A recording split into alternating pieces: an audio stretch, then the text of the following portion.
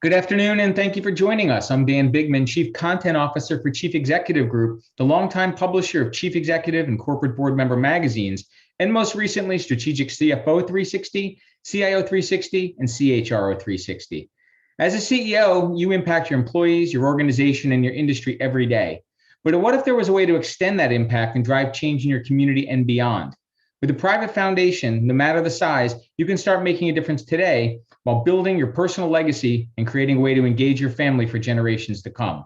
We get asked about this a lot, so we're really glad to be able to have this session today where we're going to be joined by Court and Robin Lorenzini, co-founders of the Lorenzini Family Foundation and Foundation Source's National Director of Philanthropic Advisory Services, Elizabeth Wong. Court is the founder and CEO of multiple successful technology startups, including DocuSign, Point.com, Primus BioVision, and MetaBright Inc. His latest venture, Founder Nexus, aims to radically increase the success rate of early-stage startups, and his work with the Lorenzini Family Foundation is aggressively investing in building a stronger and more equitable society. Robin is the president of the Lorenzini Family Foundation, and her first entrance into the philanthropic work was as a member of the original cohort in Social Venture Partners. Following that passion, Robin became an experienced philanthropist and investor, specializing in making connections that build community and improve female and non-binary run businesses. Elizabeth is the National Director of Philanthropic Advisory Services at Foundation Source, the nation's largest provider of comprehensive support services for private foundations. In this role, she manages an experienced team of philanthropic directors and is a member of the company's management team. And during this session, they're going to share their insights gleaned from a successful transition from impactful business to impactful philosophy. And before I turn it over to them, a couple final housekeeping items. If you have technical issues, please submit them through the chat function, which is located at the bottom of your screen, and our team will help you out. I'll be back at the end of the conversation to facilitate Q&A. So please be sure to submit your questions throughout the webinar in the Q&A box, which is also located at the bottom of your screen. And with that, I'm going to turn it over to these guys and we join at the end. Thank you very much for joining us today. Thank you so much, Dan and the Chief Executive Network. I'm really delighted today to be able to welcome Court and Robin Lorenzini, who co-lead the Lorenzini Family Foundation, and I'm looking forward to getting started. So, Court and Robin, let's go back in time a little bit. Can you talk about when charitable giving, which you were already engaged in, gave rise to the idea of creating a private foundation? Was it before you left your full-time role as CEO or after? And what were some of the factors that led the two of you to make the shift from charitable giving to leading a private foundation? In other words, why set up a foundation? I guess I'll jump in here quickly, and thanks, Dan, thanks, Elizabeth, and the opportunity to address you all today is wonderful. There was, in my world at least, a significant period of time between when I wrapped up my last company as a CEO, and I've started 4 companies, 5 now, and when I started the foundation with Robin, because we needed some time off. Like you end up running a company and it takes a lot out of you, and it takes some time to kind of step back after you're done and live life a little bit and understand what you're doing, what you want to do. We obviously were blessed with some of the things that we had done as a family that took off. But we really understood that we wanted to make long-term plans. And, one of the things that Robin loves to say is, when you get a sizable outcome, as we have in a couple of situations, you're playing with live ammo. And, our children are in their 20s now. I think, families that have younger kids may even have it harder. But at the end of the day, one of the things we were strongly considering was not just our own lifestyle, but what it meant to pass on or have this extraordinary amount of assets and what that was going to mean for our kids. And the numbers were just, frankly, too large to consider leaving the entire thing to them with the hopes that they might use it wisely. So the foundation grew somewhat out of an idea that we wanted to create a situation where not only were our children taken care of, which we did through independent trust, but also that the long-term goal is that 100% of our accumulated net worth will eventually go into this foundation to make long-term social change, with the secondary benefit of reducing death tax burden. So these were some of the things we were considering. And I don't know, Rob, if you wanted to add a few things there. Yeah, so to imply that we had a long-term plan to do this at some point in time would be inaccurate.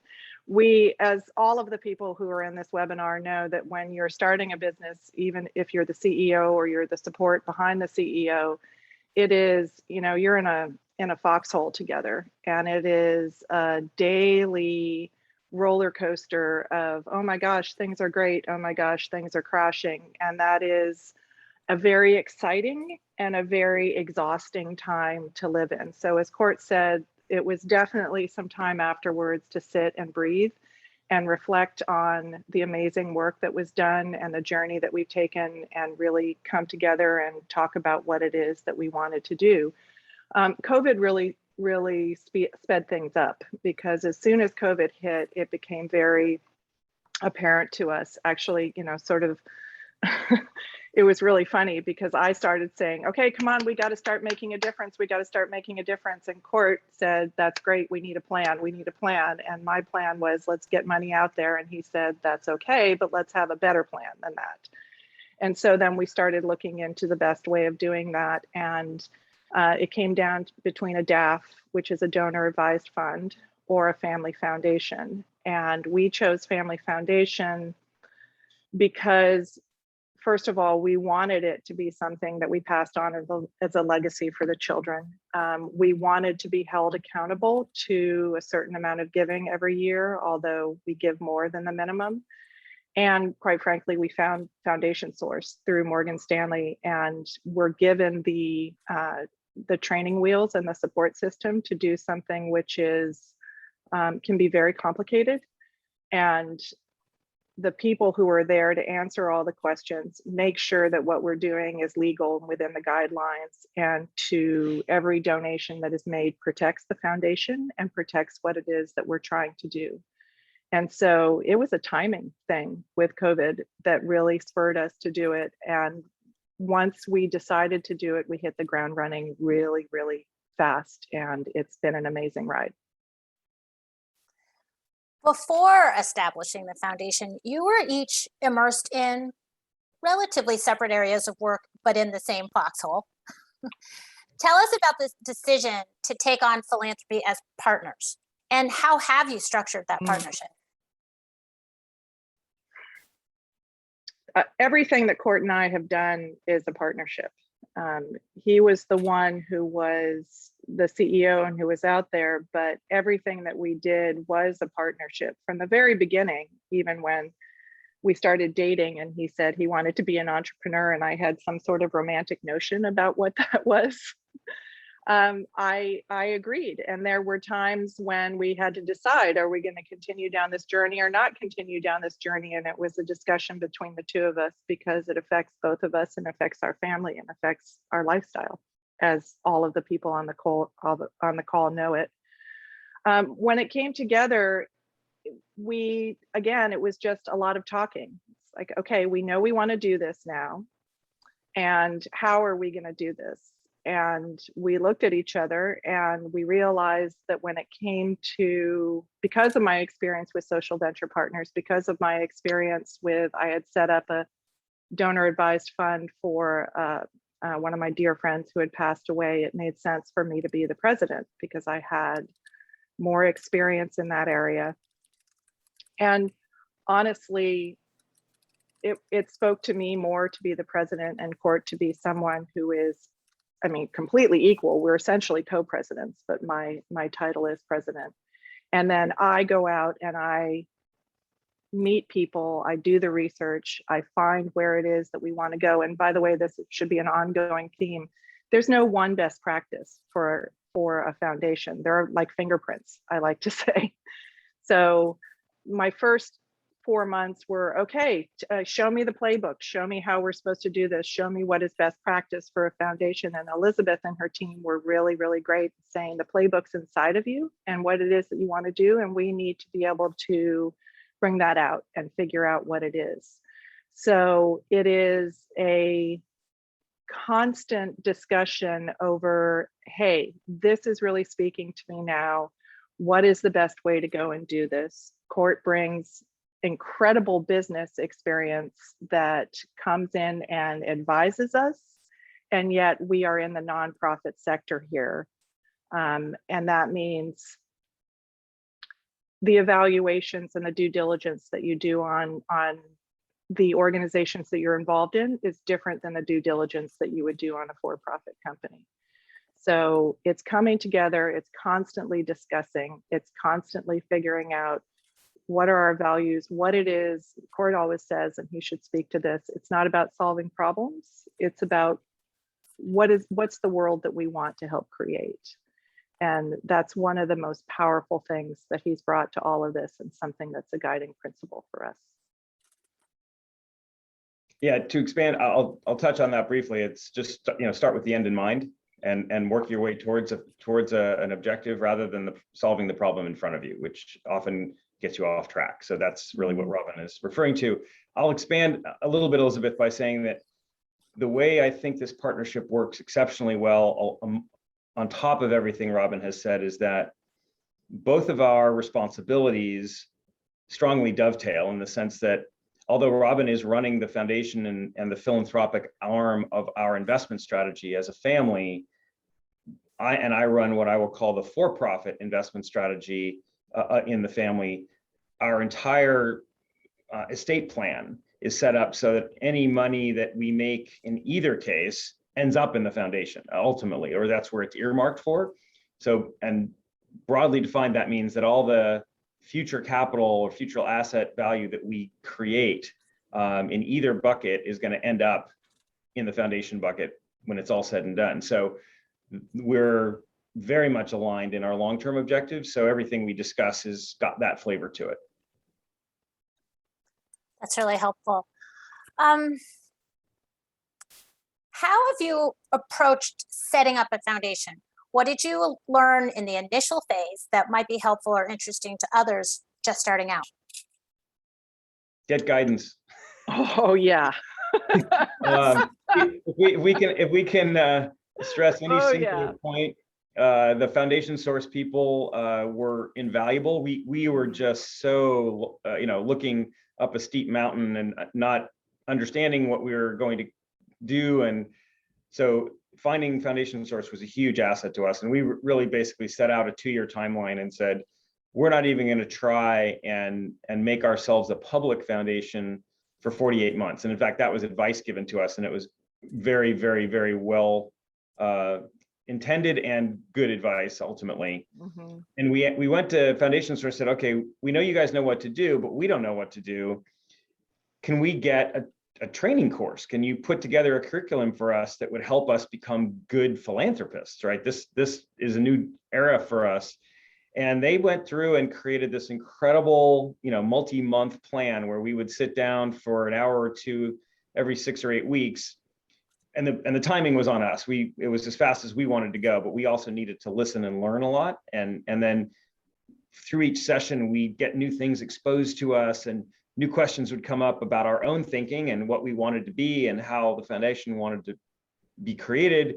And then we'd have a chance in the gap between our sessions to go off and do those things or try out those new ideas on the next set of grantees we were considering. And each time we got clearer and clearer and clearer. And here we are, what is it, Elizabeth, 1.5 years in, and we're just about to get a website put together. So we're right about on our 2-year plan. But that help we got was invaluable.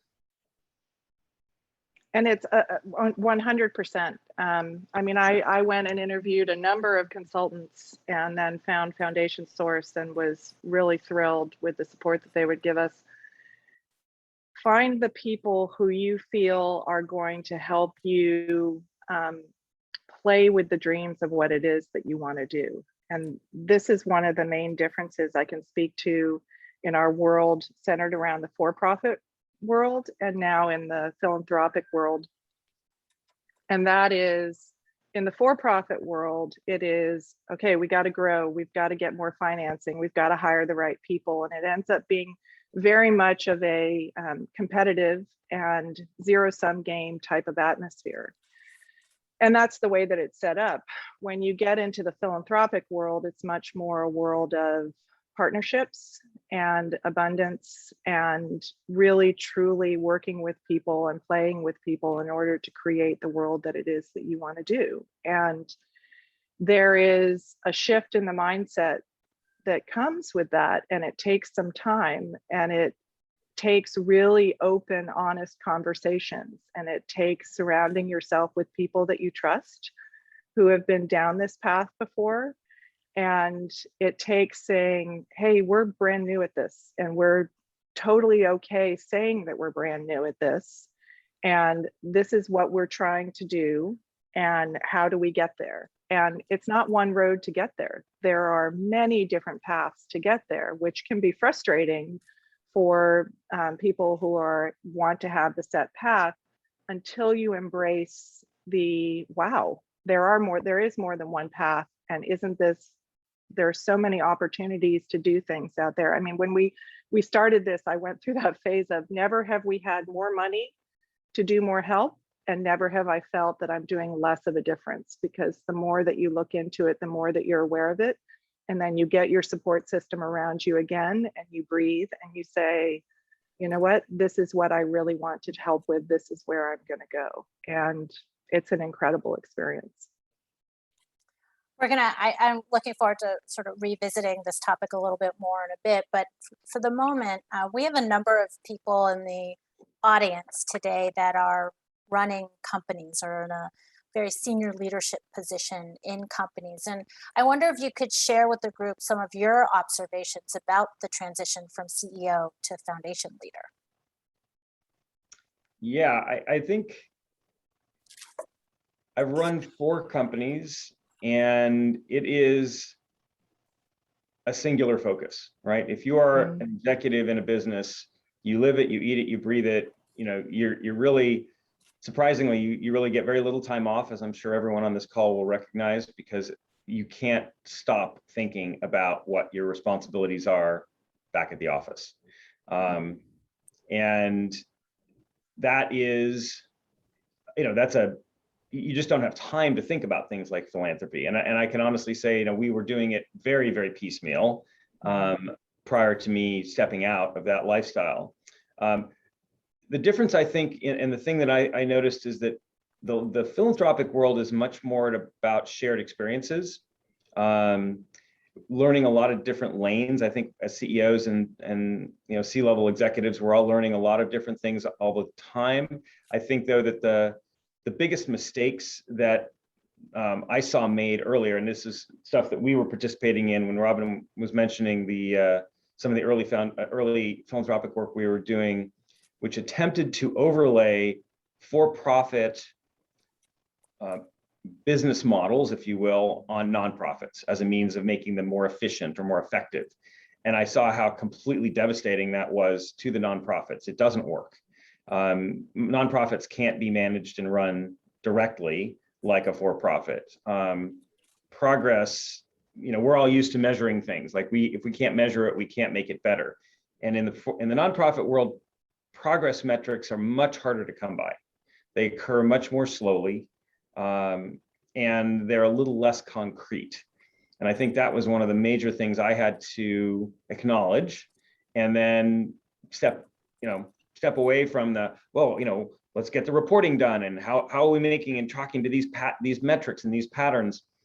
And you know, you can actually do more harm than good by asking for tons of measurements of your grantees. And the thing that Robin and I have learned is, rather, if we are going to ask, and it's not that you shouldn't ask for goals and objectives and progress, because as I said, starting with the end in mind, you want to know, are you stepping in the right direction?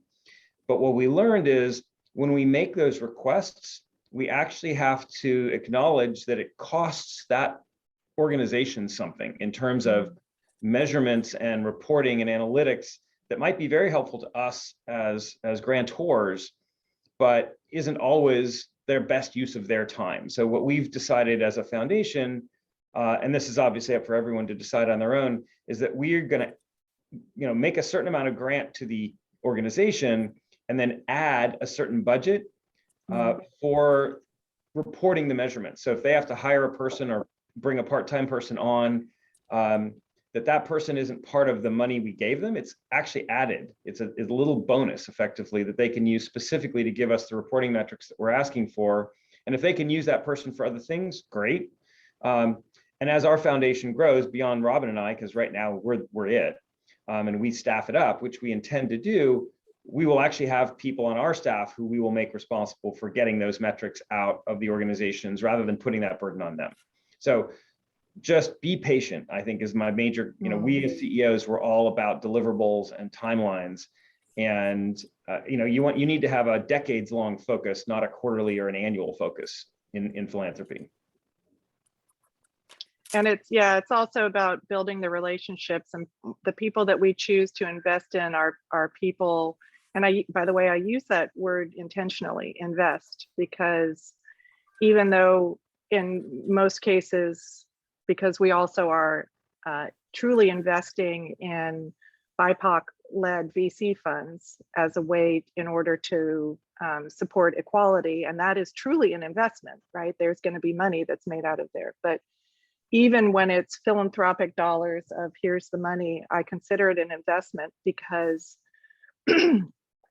it's really important to recognize that we're looking for measures other than financial return. We're in a very blessed position where we don't need that right now. And so our ROI has to do more with community building. It has to do with, I love the term money is medicine, right? Let's get the money out there and help to heal people and help them to heal their communities, to find the people who are in their communities, be that in the Midwest or in downtown Seattle or wherever else in the United States, but find the people who know their communities, find out what it is that they feel they need for the communities, invest in them and their resources, and then let it heal and let it go from there. And we actively look for people who don't want to be siloed in what it is that they're doing. They're looking to build partnerships. They're looking to scale in terms of what it is that they're doing and who it is that they're working with. And it's just really incredible. We've talked about the transition from sort of CEO to foundation leader, but I imagine that nearly everyone listening today is involved in some form of charitable giving as individuals. And I wonder if you could talk a little bit about the shift from giving as an individual to leading a foundation. What's that been like? What's been different? Giving individually was very much oh, that's a really good idea, let's write a check, which was something that I was very good at. And to Court's credit, he kept saying, yes, let's have a plan. Yes, let's figure out where it is that we want to make a difference. And that's where bringing his for-profit skills is actually very, very beneficial. So there is a marriage between the two. It's just knowing where those skills are really impactful and helpful and where they can actually get in the way. And there's no other way to know that than to have conversations, and many conversations, and open and trustful conversations. So with the foundation, it is, and by the way, we do have a chunk of money for that, right? That someone comes to us, a friend that's involved in something, and we say, yep, that's great. And we write a check for a certain amount that's in there, because that's important for me personally to be able, if someone comes and $1,000, $5,000 is going to make a huge difference to them, we can do that. But when it comes to the big picture plan, it is a plan, and it should be joyful, right? It isn't just, oh, there's a need here, we need to shoot money at it. It is, this is what we believe can really help and is healing. And then we go out and we find the best way to do that. One of the things that we believe in is the community building of sports. We are sports junkies and, Olympic junkies, as you can see on my nails. And so we're involved in the United States Olympic and Paralympic Foundation because we believe in that. We believe in women in STEM. And so we have gone through, we started with our alma mater, which is Duke University, and involved in an incredible program there. And so when you find something that speaks to your heart and what you want to do, first of all, you're dealing, as Court said, with live ammo. It's not just I can write a $200 check, I can write real money here. And so with that real money comes the responsibility to figure out if the systems that are in place are really going to make a difference. And if these are people and a process that you want your name behind and you believe are going to make an impact. So it's not just, oh, good idea, let's write a check. It is, this is who we are, this is what we believe in. And so let's find the organizations out there that are doing it and support them. Yeah, I want to, from an executive perspective, I want to share one insight into this that was very important to me, and that is, when you're giving money away to people that are asking for it, there's always going to be more people asking than you can give to rationally. Mm-hmm. And it's like all the demands on your time every day. And just like when you set your calendar or the priorities you have to accomplish for your business for the year, having a foundation, the difference between a foundation and individual giving is that there's a long-term plan, right? There's an objective that we're trying to meter out over the next several decades. And when you have that level of clarity of the long-term objective, it becomes a lot easier to thoughtfully pass on opportunities to fund things that, while they might seem great in the moment, do not meet your long-term objectives. And you're going to end up having to pass on more than you fund. That's a reality of the situation in most cases. And so for us, at least, the concept of a foundation gave us that framework around which we could say our foundation stands for XYZ. These are the areas we invest in. These are the geographies we invest in.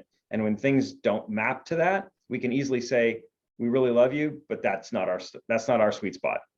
And then maybe we can help point them to other resources, because we spend a lot of time community building with other foundations to understand what their goals and objectives are, so that we have points of reference or points of collaboration when we're funding things, and we can bring additional capital to the table. But at the end of the day, it's about finding the right people that you want to back, and then backing them over the long term, giving them enough time to make the differences that you believe are important.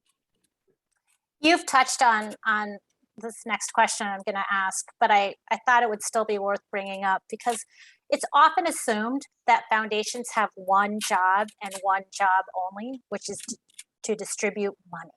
What's your perspective on this? Oh, wow. Yeah. Money is the tool in order to bring about the change that you want to do. And don't get me wrong, distributing the money is really, really important.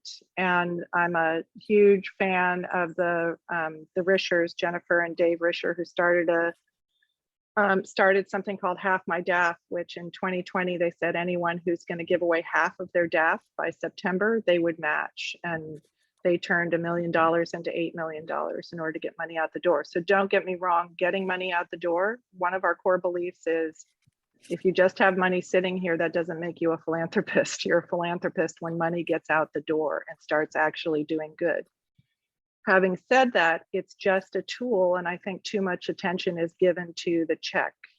It is much more than that, and it is talking and learning from all of these organizations that you talk to. And by the way, that's really fun.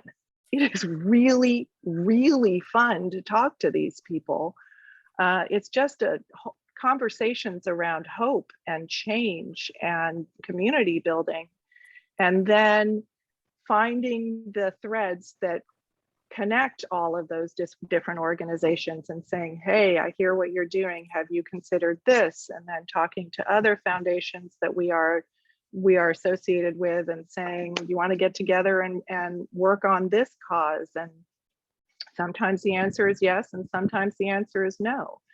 And it is about taking whatever community we have built, which is, by the way, building our community is, I would say right now, 80% of my job is building up the community so that we can come together and we can figure out how we can go out and have the biggest impact. It's a lot of listening, you know, there's a tremendous amount of listening. And in order to know really where it is, who we are can make an impact or not, as Court said, and then finding the threads and coming together, and then an enormous amount of learning too. You know, I'm drinking from the fire hose about how to evaluate venture funds in order to invest in them, and what are my priorities and what is my due diligence with them, which is different than what the due diligence is on our for-profit side. So anyway, so many other things other than just writing a check, and they're all super fun. Yeah, and I'll for those of you that haven't considered this particular nuance, I'll just point out that when Robin talks about investing in venture funds, she's talking about doing that from within the foundation. So this is an opportunity to provide capital in a to people that are doing socially good work or are manifesting the goals and objectives of the foundation, that would benefit by having that kind of invested dollar move to them. It might actually return a financial return, but the financial return will actually be realized within the foundation and therefore put back into the circuit of more investing. So more philanthropy. So just when we started, it was like, oh, it's all about, just giving money to causes. Well, it's not always that case. That, you can maybe do a lot of leverage by investing in a fund that's providing other social outcomes that your foundation wants to see come true. So it's leveraged dollars. And that is for those of you who are CEOs or who are the support system behind the CEOs, I'm getting more and more and more enamored of this as a vehicle, right? Because it checks many, many, many boxes.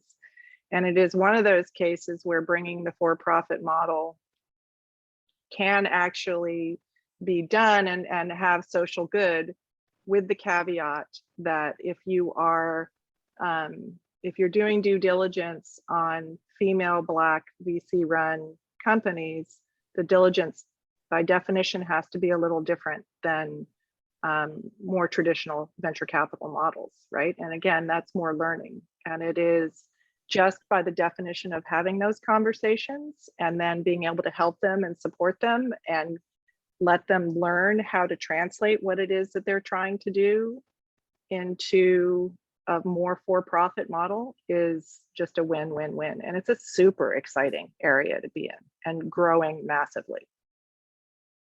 Well, we're going to open it up to Q&A from the audience in a couple of minutes, but I thought it would be fun to hear from you both about whether there's been anything about this experience that has surprised you.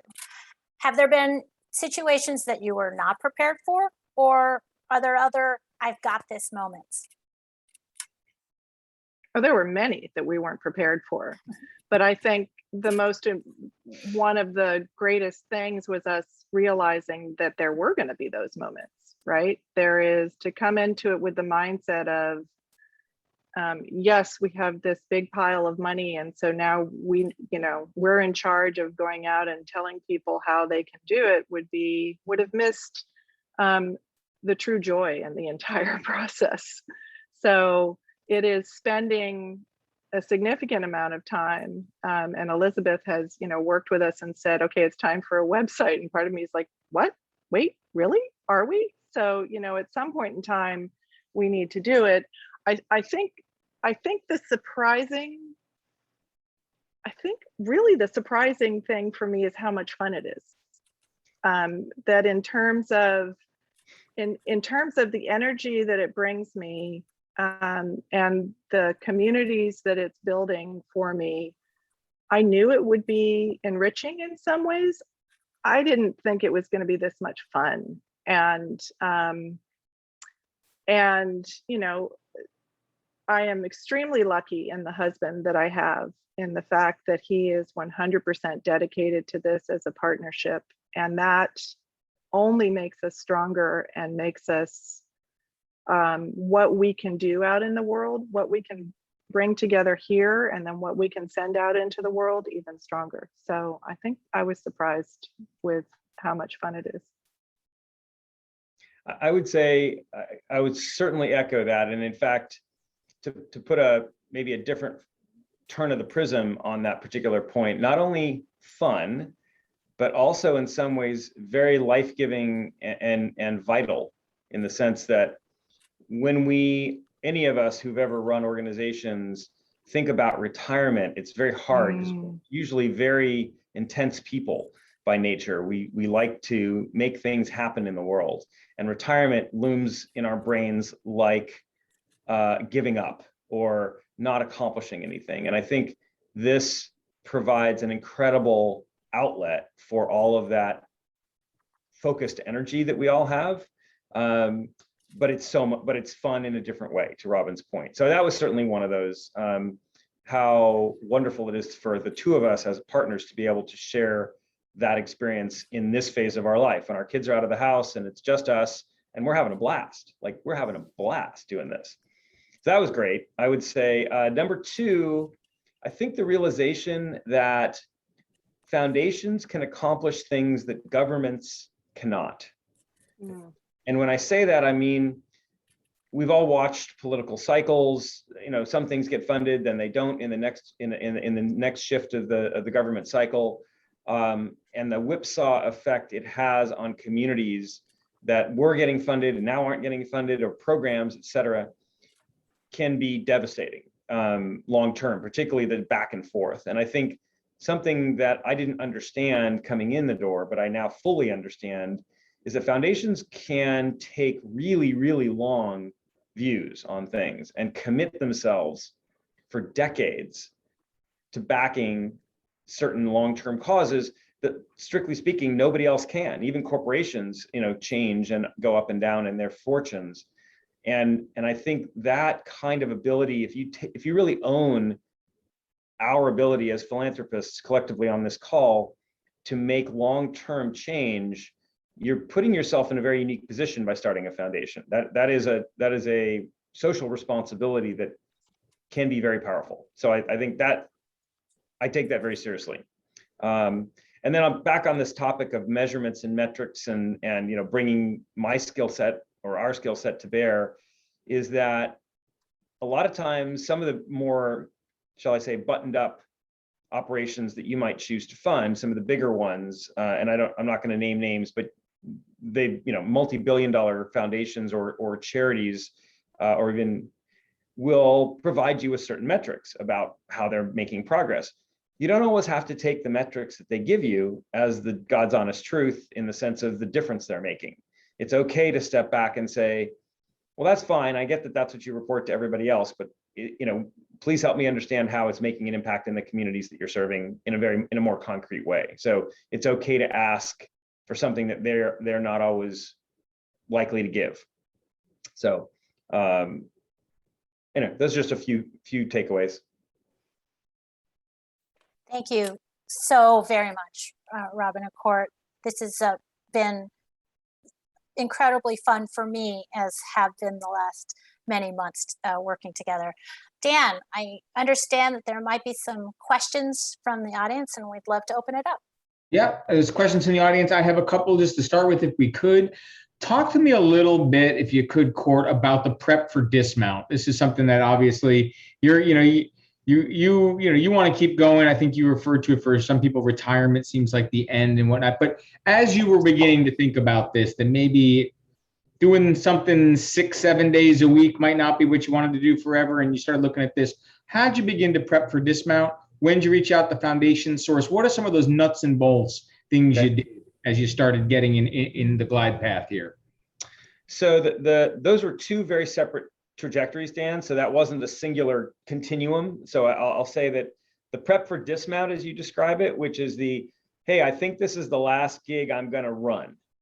So for me, it was as a CEO founder type, and everyone's journey is a little different.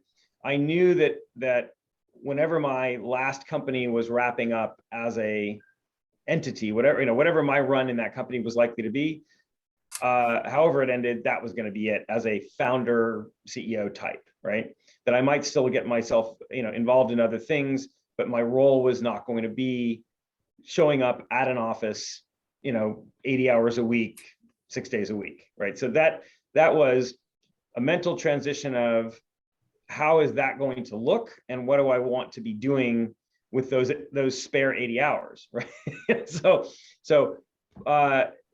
one of the, a big part of that was just kind of getting back to being with my family, spending time with friends, and engaging in my communities. That those things, in some ways, there's a penalty fee for being a C-suite executive, because a lot of those things often suffer in terms of time and focus. So that was a priority. Along that line, as I got back into sort of settling my own self into that role of, all right, I don't have a job to go to every day, but I want to stay vital and active in my community. As I reached out to people and started talking and engaging with the community at large, not just my family and immediate friends, that's what sort of started leading us down this path of, oh, okay, well, we can get involved in some of the social things that are, right around us. And there are really big issues in the world that we can see every day that need attendance. And what, in our little corner of the world, what can we do about it? And that's what got me started thinking, and Robin started thinking about, all right, we're giving away, little chunks. Can we maybe form a much bigger, longer term plan? I mean, we're in our 50s right now. So just on an age basis, like, okay, I want to stay vital and keep working for the next, doing something vital, until I die, hopefully. That's at least 30 years away if I'm lucky, and maybe more. I don't want to be sitting around for 30 years, and that'd be silly. So that was sort of that. So the foundation concept came up probably 6 months to a year after I had stepped down officially, and it grew organically, and then it just took on a life of its own. And so there's no perfect way to do this, no right way, wrong way, but Elizabeth, maybe you could give us a tip as someone is starting to think about this, if they've joined the call today or they're engaged. What are the first things you tell people to do as they start to think about developing a foundation? Well, we first talk about what philanthropic tool might be right for your needs and your interest and your time availability. Obviously, the people that decide to work with Foundation Source choose a private foundation. That's the first thing. But we also really, as Robin indicated, this is about kind of uncovering what's important to you. I often ask new clients, what keeps you up at night in terms of the problems that are social problems that are on your mind that you may want to fix, and what gets you up in the morning in terms of what are you excited to do. So those are some starting points. And Robin, Court, you guys seem to be getting along great and doing all of this stuff, and that's awesome. But tell us about like how you deal with this when maybe you guys don't see eye to eye. What are some of the key points to really running an operation together? Court, obviously this is something you may not have had to deal with when you were the CEO and were in charge of everything and didn't have to come home and live with the board or your co-CEO. So talk a little bit about how you guys have made that work, because it's important. Yep. I'll let Robin start with this one. I think that, and it is a very, very important discussion. I think that is a much bigger discussion than just the foundation. And in terms of the ramping down, I can speak as, the support system. It's going to take time. For those of you who are thinking about wrapping it up, there is give yourself the time, give yourself the grace in order to get on the exit ramp, right? And that's an absolutely critical thing to do before you even think about starting a foundation, because your lives are very much going to change. And there are things that are going to feel very strange when you're used to, right? The Court who ran DocuSign is very different than the Court who's sitting in front of you right now. It was kind of like a hello, are you there? And you need to be able to give the people, male or female, the space to be able to transition into the new place that you're being. So that is separate and distinct from setting up a foundation. And it'll feel strange at first until it doesn't. And then you'll start to step into it and feel much, it's going to feel much more natural, right? It's just the next transition. And only you know when it's right for you to leave. I couldn't have told Court, that's it, we're done with companies. It would have been like, you know, keeping a Labrador out of the water. Forget it. There was just no way. And when he was done, he was done. And we knew that he was done. So there's no alternative than just having conversations, right? And many times we stop and we say, what is it that you want me to hear?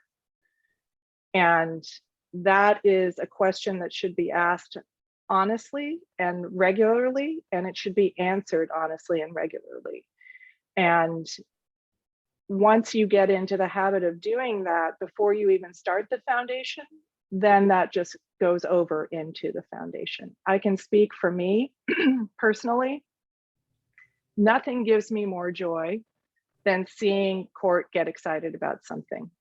And it may be something that I'm like, okay, I'll give an example. He's very much into auto racing now, right? It's not a path that I thought I would go down, but I'm learning all about it. And let me tell you, it's nothing but joy to sit there and watch him and to do it myself and to build an entire new experience for us around it. Once the time and energy for the company goes away, you're going to have a whole lot of time and energy to put towards other things. And just think of it in terms of conversation and joy and being there together and working on things. And Court, were you cognizant of going from, you know, say fifth gear down to third as you were going off and what that might do in the house? Or were you suddenly like, hey, I'm home, here I am, and just kind of, and, you know, I know for a lot of folks, like that can induce some whiplash, not to continue on with the auto racing issues, but like, you know, there's only so much golf one can play, biking one can do, whatever. What'd you do with the other 60 hours that you were suddenly in front of her wandering around the house? Well, I'll back up, Dan, and say that throughout our lifetime, we had this experience because I would start companies, I would grow them, I would sell them, I would take them public, I would do something. And then there would be a window of downtime in between that thing and the next thing. So we had the good fortune of having a fair amount of practice, let's just say, in our relationship of what's it like when I'm not in the office and I'm around the house all the time, which can, you know, at the beginning, I can honestly tell you, I was driving her crazy, right? And so, and she'll sit there and laugh about it, and we do too, but it's, you know, we had to have an understanding that between the two of us, how that was going to work. And I would even say that carries on into today where we collaborate on everything. We don't always agree on things. And that's important to just bake into your, you know, into the process. Like, it's okay. And there's some things that I want to maybe fund and go after, and that she wants to fund and go after, that we may not fully agree, but it's like, I respect you. I totally get it. Go do that. Like, if that's important to you as an individual, even though I can't get there, or there's some reason that I'm not on board yet, I can still support you as my partner, and then be there to help as things go along through that journey, whatever that individual journey looks like. And I think, you know, Robin's point about supporting me in some of the harebrained things that I get into, she's amazing at that. And there's some stuff that she's getting into that I'm like, okay, I don't really get it, but I'm there for you. Like, I want to be there. So if we're going to invest in that, great. I don't have to vote for it to make it real.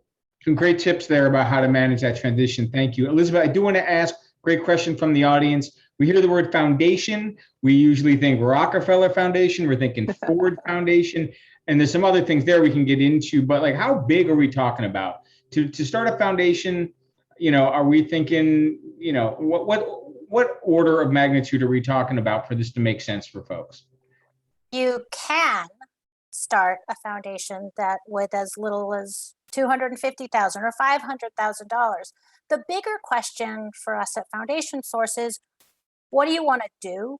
And can you align those goals with the resources you have and the partners you're going to identify to work with. So in other words, if you have, whatever amount of resources you have, you want to find a world in which to operate where you can make a meaningful difference. So it's not so much about the number of zeros at the that your foundation has, as much as where you choose to work and how you work. And I'll bring this question back over to you guys, Robin, Court, in just a sec. But about children, Elizabeth, talk a little bit about how this works multi-generationally. We've seen it go really well. We've also seen it go very differently. I mean, I don't think Henry Ford's idea of what the Ford Foundation would be about is anything like what the Ford Foundation is like right now. Talk a little bit about the relationship as it becomes intergenerational around a foundation and how to manage that well. Sure. I think the biggest key is communication and information sharing. We often talk to people that are considering philanthropy, and they think, well, we're going to do this in our estate plan when we're no longer here. I'm just going to ask someone to be philanthropic on our behalf. And one of the questions we always pose is, well, what kind of philanthropic imprint do you want to have? And if you start to live it and breathe it, as Robin and Court are doing right now, that's going to leave a signature. That's going to leave information to anyone who succeeds you in leading this foundation. Whereas if it's dollars left in a bank account, that's going to leave a lot of mystery to solve for your successor trustees or your successor directors.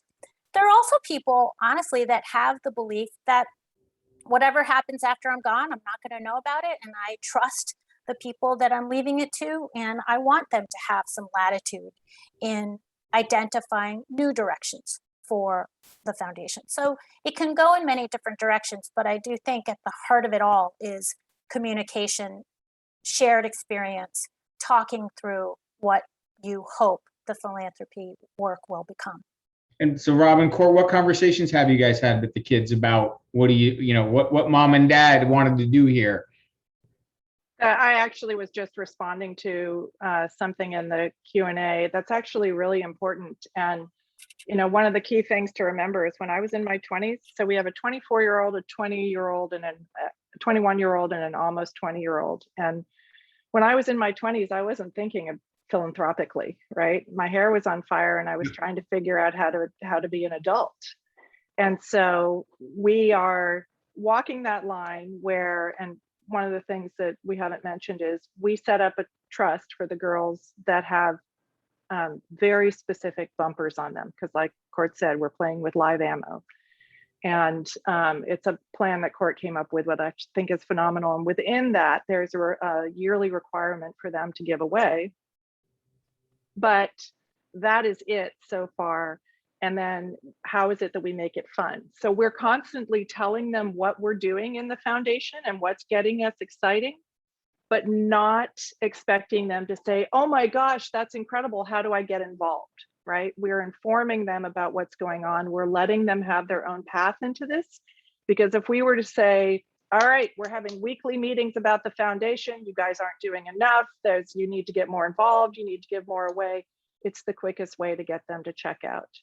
So we are, by our representation, showing it's very easy to see how much fun we're having with this. And over time, they will start to get more involved. And, we found this amazing app called Cauze, C-A-U-Z-E, that is very, very super easy to be able to do matching and get other kids and other family members involved. And it incorporates the fun of social media. So it's their own path and they'll get there and they're going to see what it means to us. And that's going to have an impact. And I want to amplify, Dan, before we move off this topic, the thing that we are consciously doing is documenting our desires for the foundation, sort of that long-term goal and focus, so that not only if it's our children who pick up the reins, but some other, it might be our grandchildren or somebody else, that they have clear understanding of what our goals and objectives and mission are with this foundation specifically, So it's not left to guess. And we've watched a number of family foundations founder on that rock. Yeah. With the time we have left, I just want to ask, Court, at the other end of the telescope, you've moved on from doing day-to-day operations with things. A lot of folks in our audience still in growth mode. Give us a couple tips about that other end. What can we take away from the success that you had about those initial years and really keeping hungry and building things?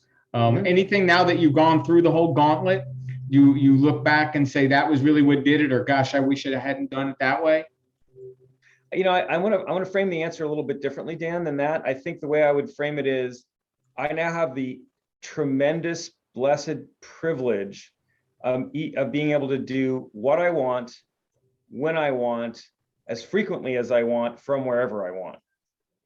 And if, for all of us that have always been, focused on, I have to be in a place, I have to be in my job or my office, and I have to do this one thing that's bringing forward this one objective of my corporate goals and objectives.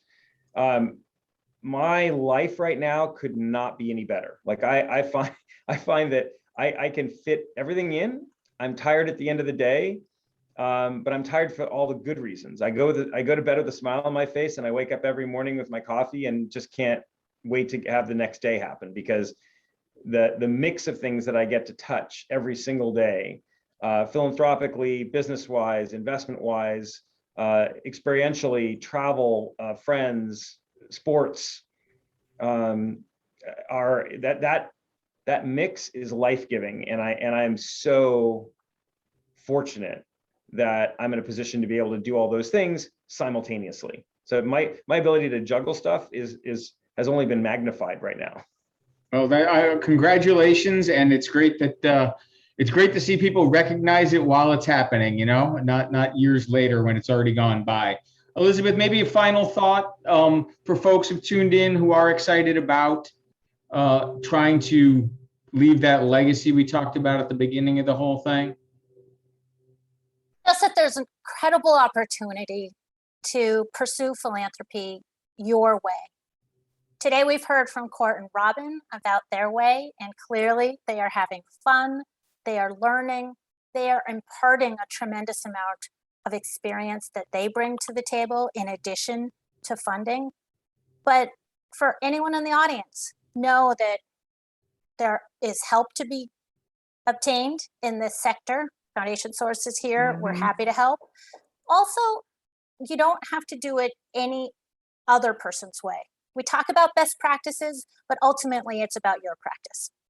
I want to thank you all. We have to leave it there. That's all the time that we have today. Court, Robin, Elizabeth, thank you for taking the time to share all these ideas with us. And I want to thank you, send a thank you to Foundation Source for making this complimentary webinar possible.